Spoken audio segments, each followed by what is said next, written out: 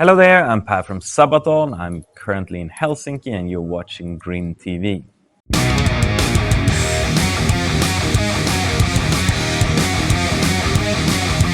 Really nice to meet you today. Thank you, nice to meet you. How are you doing? I'm doing great. I think that it's a fantastic time in Sabaton because we are now finally revealing what we've been working on for a long time, our new album. And it is, among all the stuff that we do as a band, one of the greatest things we do is to, let's say, play new music to people.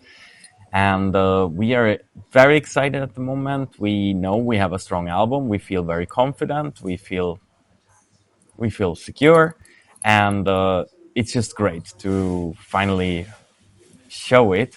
We've been sitting on it for quite some time. The songs were written a long time ago, and then we were a little delayed in the recording of it because just before we were supposed to enter the studio, Tommy came and said, "Hey guys, I'm gonna focus on my own stuff, so I'm sorry, I'm gonna ditch you guys for my own career." And then he said, "Okay, guys, but I'm not gonna leave you, so I'll help you out with the album recording or with the tours and stuff until you find a great replacement for me." And but we say, "Okay, thank you, Tommy, but we will find a new guitar player and then we will make the album with whoever that is, because we really want that the vibe is there, that the whatever band we're gonna have, when whatever guitar player we will find, we want that person to also be on the album." It was very quick to find Tobbe though, and then he was back in the band, and then everything was fine, and then okay, we could have recorded it earlier, but we were still in the process of also changing record label. And that was a lengthy thing that took a very, very, very long time, meaning that we couldn't. It didn't help to record the album earlier. But yeah, we've been sitting on it for a long time, so it's finally getting out there, and I can't wait to go out and play the songs live. Yeah, we're almost there. Only a couple of months left until it's actually in Yeah. the world. Like you mentioned, like you're on a new label and somewhat of a new lineup in the band, and I believe it's one of the first times that every one of the band kind of like contributed into the album in the sense of like writing some. Yeah, that is true. It wasn't intentional. I mean, we always go by the fact that a good song is a good song, and no matter who wrote it, if we think that it's good for a Sabaton album, it fits there.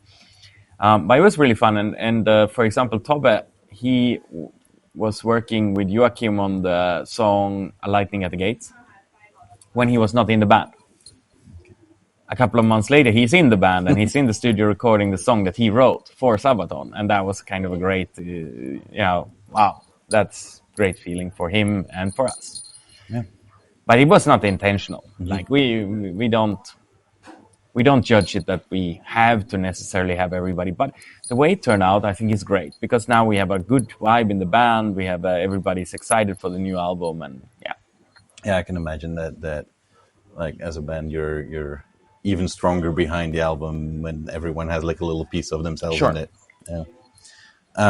Now on this record, like, kind of moves across like different countries, cultures. Was there somewhat of like a kind of unifying thread that kind of guided which legends that made the album?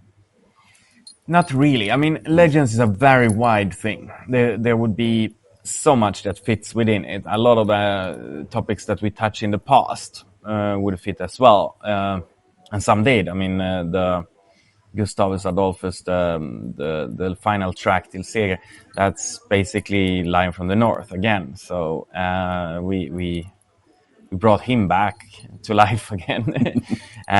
So we wrote a lot of songs in the past that would have fitted here, and that's a little bit why it's so nice.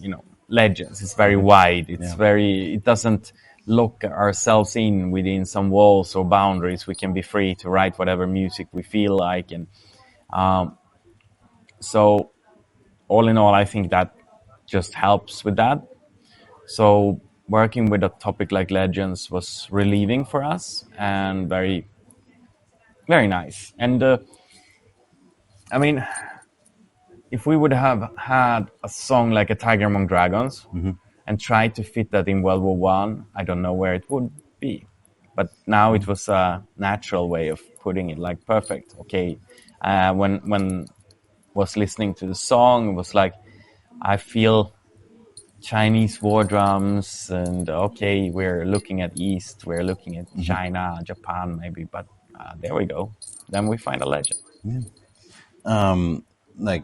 Like you somewhat mentioned, like this album, like it's more focused on kind of individuals. Like on a lot of your albums, you sing a lot about like battles and wars and such. This is more like individuals. Was that like from the beginning that you went for like, hey, we're going for this like legends topic to kind of, well, like I said, be more free about it, or it just No, because the first song that was written or decided upon was Templars, which is plurals. So with that, we yeah, that track had to kind of be the leading star, and of course, it wasn't about one person; it was about all of them. And we discussed while working on that, maybe we're gonna make the whole album about like medieval times or these kind of things. But we didn't lock it in that way. We went for legends. It sounded good. yeah. And well, in the meantime, in a sense, you're kind of the Sabaton has sort of become sort of kind of legends of the metal scene. I don't know if you kind of find sort of parallels in how some of your fans kind of almost like see you as legends or myths compared to like the legends you're like how people have been looking at the legends you've been writing about now. I don't know. I mean, the way that we see a legend is, and how do you become legendary? It's more like what you have done in life has created echoes and waves that still are valid as of today, and that is kind of what we are looking at. So you take somebody like Julius Caesar, we still have the calendar from that, and there's a lot, and you still call it crossing the Rubicon. Now you cross the Rubicon, there's no turning back, or the die is cast. These are like famous quotes that still stand today, and the amount of films, games, comics, books, and these kind of things that they have influenced. And yeah, Sabaton maybe becomes legendary if we die now, and then in like, I don't know, 20 years they make movies about us or write things or make superhero comic books about us. Maybe then we will become legendary. But as we are alive, I'm not sure you can attribute it in the same way that we did. I'm not going to judge anybody. I mean, if you ask me, like, is Iron Maiden legendary? I think I would say yes, even though they maybe wouldn't have cut it to this album. Well, I kind of feel like the way that you've been approaching like your art and writing songs and performing, I feel that it very much leans into like becoming sort of legends of the scene, like the way that you've been working really closely with like historians and researchers to actually like have proper like backing on what you're singing about. I feel like that approach is like it's quite, and your whole YouTube channel, like history YouTube channel and such. I feel that I don't know, it kind of leans towards like leaving a very sturdy legacy, so to say. Hopefully, yes. And maybe we inspired also some. Well, we know we inspired some people to learn about history. Yeah, which is So always good. yeah, As usual, you've written a bunch of lyrics or co-written a bunch of lyrics on this album again. Was there like any way that like you personally kind of decide on which characters you wanted to give a voice, or did you, for instance, like put a veto on like, hey, I want to write about this one, or no, there is. It isn't like that. I mean, if I could just simply pick one, I would have gone for Blood Impaler. Okay. But it works between me and Joachim that we just share, and there is no real complete plan. It's more like you take that one, I take this one. Okay, fine. And yeah, it is more like that. You, for instance, wrote kind of from the perspective of like Genghis Khan in Hordes of Khan. Is it for you kind of like a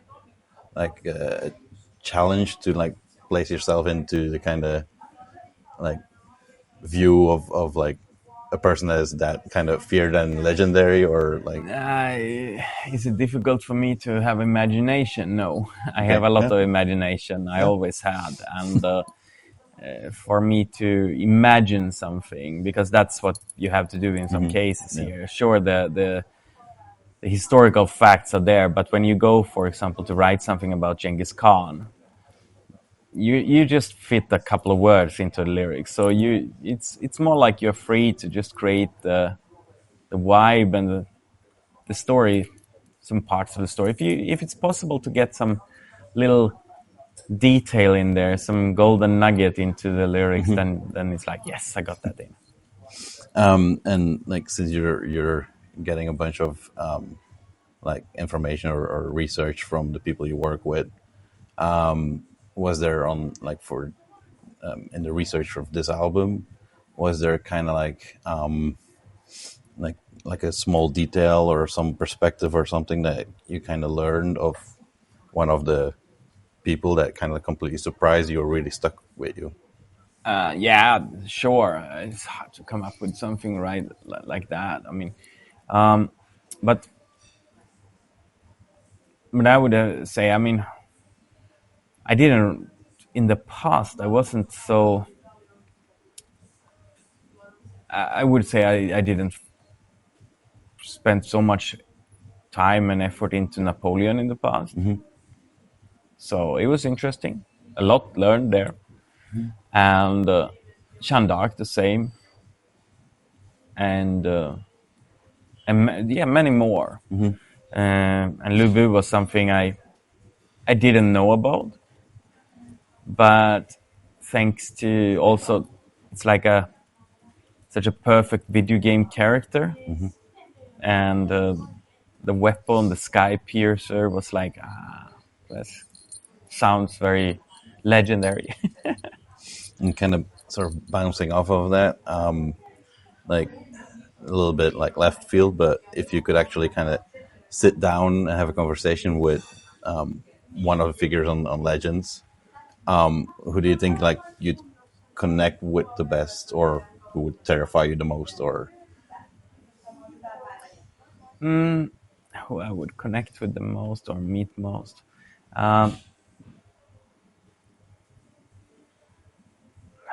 That would be hard to say. And funny enough, maybe I have to say Jeanne d'Arc is one of those who would terrify me the most. Completely run by her own imagination and faith. So she would terrify me. And I don't know. As long as I get along with the other ones, I think I'll be fine with them. all right. With that, I just got the sign to wrap up. I'll leave you with wishing lots of luck with the album release. Thank you. It feels like really kind of next chapter for the band, sort of, or like Thank you. I don't know, fresh wind for you guys. Yeah. Hoping a lot of people pick it up and really like it. From what I've seen, what you've already released, people seem to be really enjoying it, Yeah. and the videos that you put with it, they're really well received, I believe. And well, hope to see you on tour then once the album is out. Yep. Is there anything at all that you would like to say still to whoever ends up watching this? I don't know. It's always difficult to think of. Yeah. Well, let's keep it at listen to the album and see you on the road. Yes. Thank you All so right. much. Thank you so much for the quick talk. All right. Thank you. Thank you.